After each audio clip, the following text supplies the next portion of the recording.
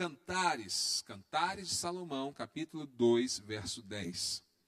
Deixa eu te falar alguma coisa sobre Salomão. Salomão ele escreveu 3 livros. Contribuiu em alguns, uma grande parte, né, igual Provérbios, tem outros escritores, mas basicamente 3 livros, Salomão. O primeiro deles, ele escreveu da mocidade dele, que é Cantares. Cantares é um livro que às vezes as pessoas estranham um pouco, porque é palavras de amor ditas entre Salomão e a sua amada, né, Sulamita. Ou seja, nós vemos ali palavras de amor entre um homem e uma mulher.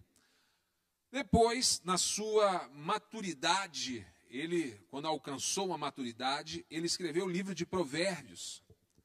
Já nos fala, né, sobre muitas dicas, palavras de sabedoria, de maturidade para todos nós. É o livro de Provérbios. E, finalmente, nós encontramos o livro de Eclesiastes, que é um livro que ele escreve no final da vida dele. No final da vida dele. Esse livro de Eclesiastes é um livro aonde ele simplesmente chega e fala assim, olha, vaidades de vaidades, tudo é vaidades. Ou seja, ele traz ali uma palavra já daquele que está no final da sua vida e reconhecendo como que essa vida é passageira. Então são as várias fases, cada livro retrata uma fase da vida de Salomão. E Cantares 2:10, como eu disse, fala sobre a mocidade dele, quando ele era novo, apaixonado.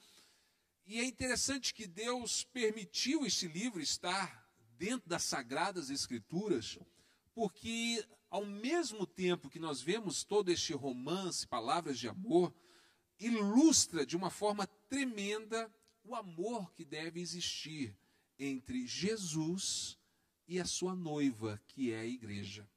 Então, neste ponto de vista, que nós vamos ler agora Cantares 2:10 em diante. Diz assim: o meu amado fala e me diz, levanta-te, querida minha, formosa minha, e vem.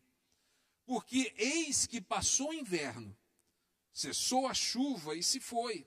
Apareceram as flores na terra. Chegou o tempo de cantarem as aves, e a voz, né, dos pássaros ouve-se em nossa terra. A figueira começou a dar os seus figos, e as vides em flor exalam seu aroma. Levanta-te, querida minha, formosa minha, e vem. Pomba minha que anda pelas fendas dos penhascos, nos esconderijos das rochas escarpadas, mostra-me o rosto, faze-me ouvir a tua voz, porque a tua voz é doce e o teu rosto amável. Preste atenção que é Salomão falando com a sua amada, o esposo falando para a esposa. Então nós vamos trabalhar aqui e trazer esta mensagem, nós vamos trazer todos esses ensinamentos de Jesus falando com a sua amada, que é a igreja, que é a noiva, Jesus falando comigo e com você. E o que me chama a atenção nesta palavra é que ele insiste por algumas vezes dizendo, vem, se aproxima, venha para perto. É um chamado do noivo para uma intimidade, para estar perto. Por que eu estou trazendo essa palavra nesta noite? Porque eu creio que esse tempo que nós estamos vivendo, da pandemia, isolamento social, esses medos de crise, a igreja, edifício, prédio com as portas fechadas, muitas pessoas estão assustadas e muitas pessoas se perderam um pouco dentro desse contexto, estão com seu coração cheio de medos, de ansiedades, de preocupações. E talvez Deus, de certa forma, Ele está usando este tempo, aonde a porta da igreja está fechada, para dizer, olha, eu quero de vocês um relacionamento diferente. Vem para a minha intimidade. Talvez algumas pessoas que antes costumavam vir na igreja, elas gostavam dos rituais que aconteciam na igreja, gostavam das palavras de autoestima, né, para que você possa crescer, gostavam ali de um louvor que era realizado, e muitas vezes utilizavam tudo isso que a igreja proporciona, e é algo bom, é algo verdadeiro, que deve existir, mas às vezes a pessoa permitia que aquele conforto da igreja, de tudo ser entregue de uma forma mastigada, né? O pastor vem, entrega aquela palavra, aquele louvor que já te leva numa adoração e que você chora, sabe, te leva para uma zona de conforto aonde tudo tão mecânico, tudo tão ritual, tudo, e a pessoa, ela se acomoda e não mais tem um relacionamento íntimo, verdadeiro, pessoal. Acaba terceirizando um pouco essa questão do relacionamento. Sabe aquele negócio, pastor, ora por mim, líderes, orem por mim, líderes, o que Deus está falando, sabe? E a pessoa não busca mais pessoalmente a Deus, não há mais um relacionamento pessoal com Deus. Talvez Deus está usando esse tempo em que as portas da igreja estão fechadas para nos mostrar e dizendo: igreja, noiva, minha amada, vem para perto. Volta para essa intimidade, sabe, das portas fechadas, do TSD, de estar a sós com Deus. Um relacionamento verdadeiro e íntimo e não terceirizado. Então a mensagem aqui do esposo principal é esta: vem, volta para essa intimidade. Eu creio que Deus está falando exatamente isso para a sua igreja: vem para a intimidade. Algumas pessoas às vezes nos perguntam assim: pastor, como que vai ficar a igreja após pandemia? Quando voltar e as portas se abrirem, podermos nos reunir novamente, a vida voltar ao normal, como que a igreja vai estar desta forma? É uma pergunta inteligente. Eu acho que todos nós precisamos pensar um pouco sobre isso, cada um no seu segmento. E algumas coisas eu penso a respeito disso, a respeito da nossa igreja. Sabe, eu creio que algumas coisas serão diferentes. Em qual sentido? Muitas coisas que nós antes vínhamos pregando por muitas e muitas vezes, só que a igreja demorava para assimilar, para entender, sabe, para colocar em prática.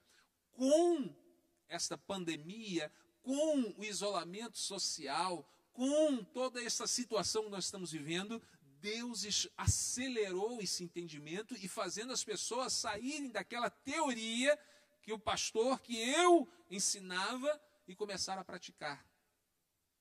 Como assim, pastor? Simples. Você sabe que nós pregamos e falamos constantemente sobre o TSD, o tempo a sós com Deus. E muitas pessoas talvez, mesmo ouvindo eu falar quase todo o culto e pregando sobre isso e mostrando na Bíblia, muitas pessoas talvez não praticavam. Mas com o isolamento, com as portas fechadas do edifício, a pessoa teve que entrar nisso. Se você não entrou, você precisa viver isso. Porque agora o chamado de Deus é este. As coisas, então Deus permitiu esse tempo porque está acelerando e fazendo a igreja viver algo que antes estava sendo ensinado e que não estávamos, às vezes, vivendo. Um deles é isso. A mensagem de que a igreja não é o edifício, mas que somos nós. O edifício pode fechar, mas a igreja continua viva. É uma pregação que constantemente, antes da pandemia, pregávamos. E muitas pessoas não entendiam ou não davam bola para isso. Como nós nem imaginávamos, numa situação que estamos vivendo, da pandemia, nós achávamos que poderia um dia ter algo parecido com isso, a igreja com as portas fechadas, numa perseguição, né, em alguma situação assim, onde teríamos que, como vemos nos livros, né, da história da igreja, as pessoas se reunindo em lugares escondidos, nas cavernas, nas montanhas. Pensávamos assim, mas veio de outra forma.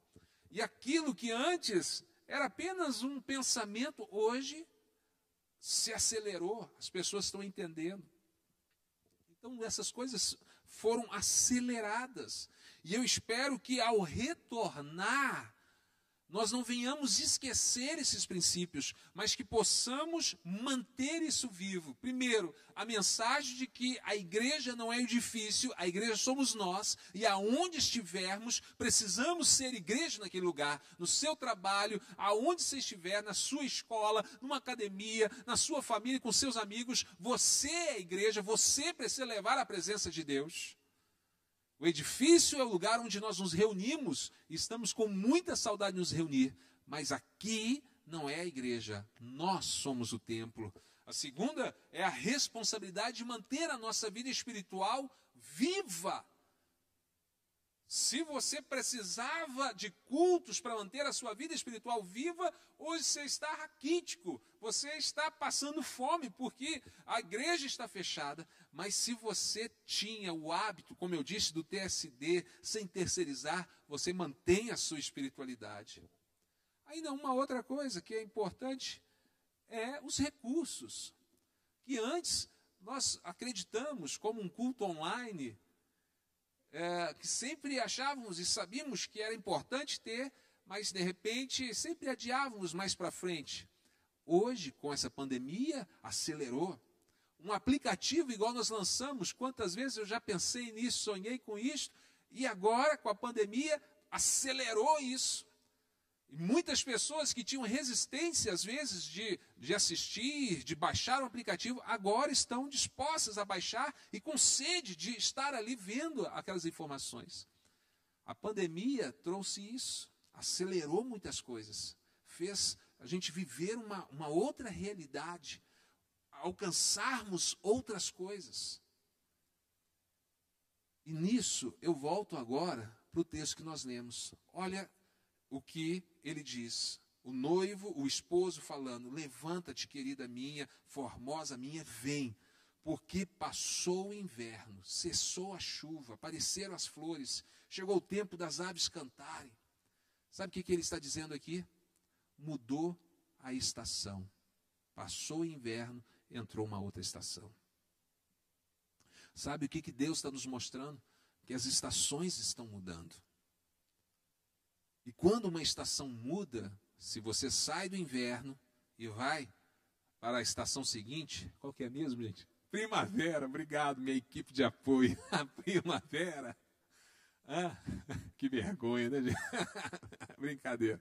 Aprenda, sai do inverno, entra a primavera. Por exemplo, as roupas mudam. Você tem que parar de usar aquele casaco pesado e agora usar roupas mais leves. A alimentação muda, sabe? Até o clima, a atmosfera de tudo muda, porque uma estação mudou. E o que Deus está nos falando agora, quando Ele nos chama para essa intimidade, vem, Ele está dizendo, a estação mudou. A estação espiritual, o mover de Deus, lá vai mudando. Como eu disse, muitas das coisas que antes a igreja estava lenta em entender e aprender, como que nós somos a igreja e não um edifício, que nós temos a responsabilidade de ter intimidade com Deus e não terceirizar, como utilizar os recursos da tecnologia para o reino de Deus, e aí vai tantas outras coisas. A estação mudou. É a hora de nós vivermos isso. Deus está acelerando isto, nos levando a entender que há uma nova estação.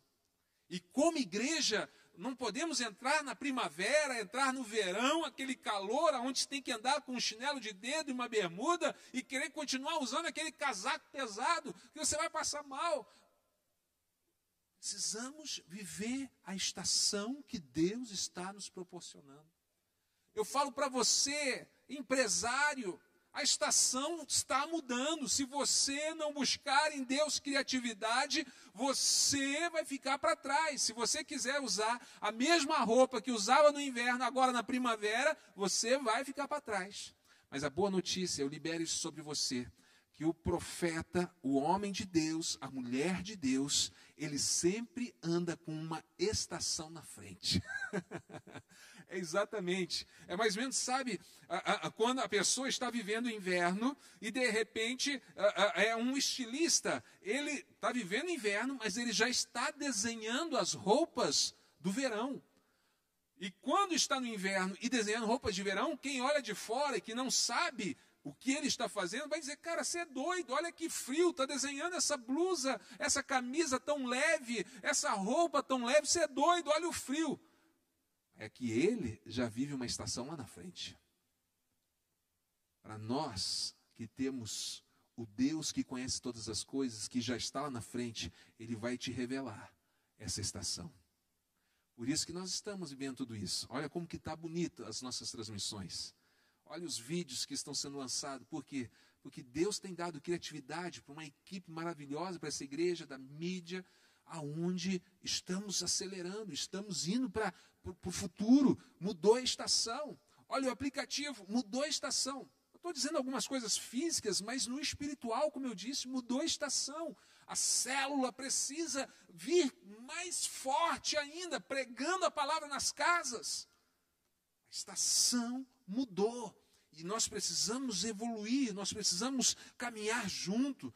Passou inverno, mudou a estação. O cristão, ele enxerga na frente.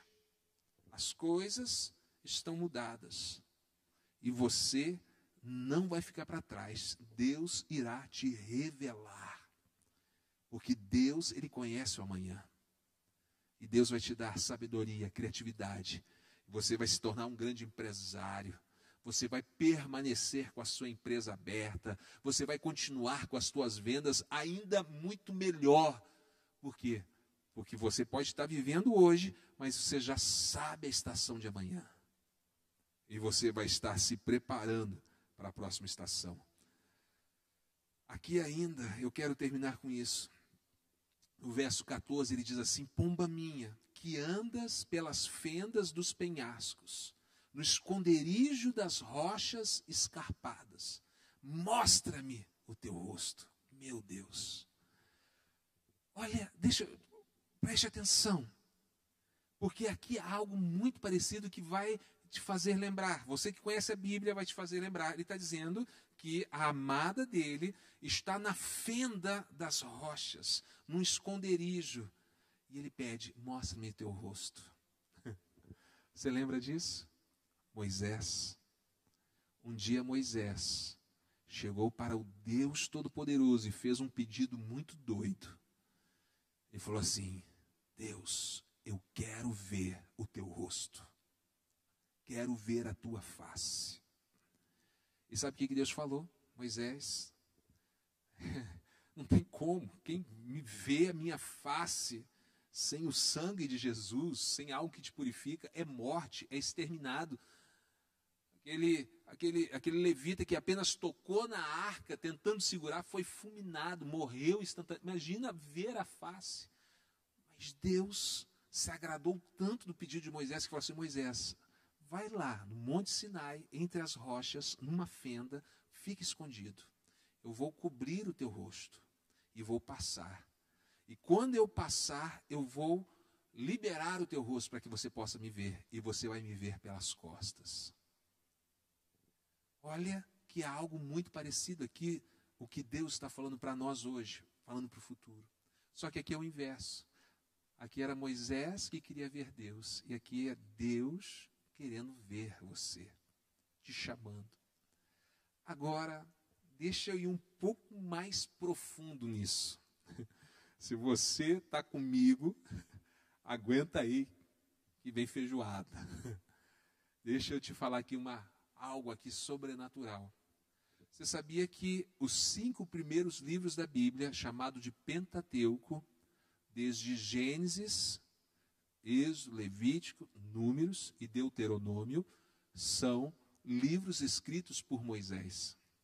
Aí eu te faço uma pergunta: como que Moisés escreveu Gênesis capítulo 1? Falando sobre a criação da terra, falando sobre a criação do cosmos, falando sobre Adão e Eva. Como que Moisés escreveu? Sabe, eu acredito que só há uma forma de Moisés ter escrito tudo isso. Deus revelou para Moisés. Não tem como eu afirmar que foi neste momento, mas eu creio que quando Deus passa e diz para Moisés: você vai me ver pelas costas, Deus estava mostrando tudo aquilo que ele fez para Moisés. Talvez ali naquele momento, assim como João, esse paralelo que eu quero fazer e encerrar, João enxergou o futuro, de repente Moisés aqui enxergava o passado. E ali ele pôde escrever o Pentateuco, escrever Gênesis, escrever tudo isso. Coisas que nenhum homem poderia escrever pelo seu próprio entendimento, só pela revelação de Deus. Onde eu quero chegar com tudo isso? Da mesma forma que no Antigo Testamento Deus mostrou este passado, no Novo Testamento Deus mostra para João o futuro. Deus está liberando, abrindo os nossos olhos para nos mostrar a próxima estação, coisas futuras, aquilo que Deus está para fazer. Helenita, por favor. Obrigado. Deus está te revelando, Deus quer revelar coisas novas. Coisas novas. Assim como Deus levou Moisés até aquela fenda, cobriu seu rosto e passou, e o passado foi desvendado. Ele fala aqui: minha amada, pomba minha que anda pelas fendas, você está no mesmo lugar, no esconderijo das rochas, mostra-me o teu rosto. Venha para essa intimidade, venha para perto, seja íntimo, entenda que há uma nova estação e eu quero te revelar coisas novas, coisas ocultas que não sabe, coisas grandes. Deus tem para você. Para quem quer mais de Deus, Ele está te chamando para essa intimidade e coisas tremendas serão reveladas. Coisas tremendas Deus tem para as nossas vidas. Fale com o Senhor Jesus. Fale com o Senhor Jesus. Tenha o teu tempo com Deus agora. Olha assim, eu quero essa intimidade. Eu quero esse relacionamento. Eu quero. Só ti, então, usa-me, Senhor.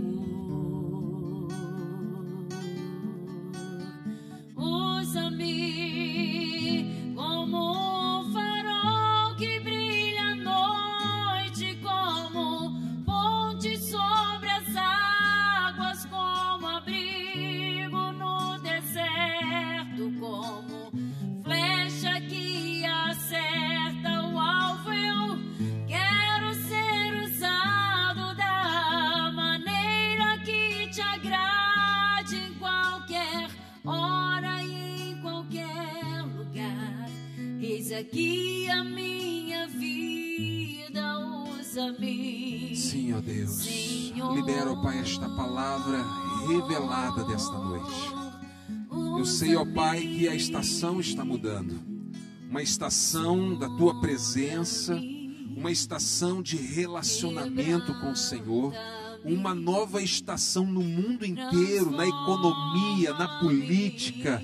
As coisas estão mudando, mas o Senhor tem despertado a igreja para entender este novo tempo e que vai romper. O Senhor está levando a igreja para esta fenda no penhasco, aonde o Senhor vai revelar coisas futuras, para que nós possamos andar na frente, porque o profeta é aquele que vive uma estação na frente.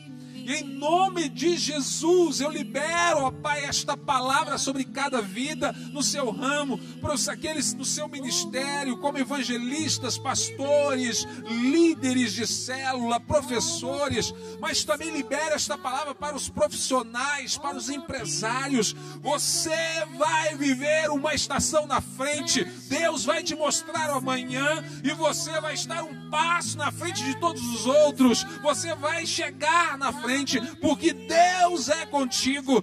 Você está no lugar da revelação desta fenda, assim como João enxergou o futuro. Deus estará te revelando, mostrando coisas novas, coisas que estavam ocultas, mas coisas grandes. Isso ele revela para a sua amada, para a noiva. É o que eu libero sobre a tua vida, em nome do Senhor Jesus. Aleluia. Senhor Deus, te agradecemos por este culto online. Agradeço por cada vida que acompanhou. Dê uma noite de descanso, essa semana ainda de muitas vitórias. E que nós possamos estar juntos domingo no nosso culto online na Santa Ceia, em nome de Jesus. Que o grande amor de Deus Pai, a graça do Senhor Jesus e a comunhão do Espírito Santo esteja com todos nós hoje e sempre. Amém. Deus te abençoe em nome de Jesus.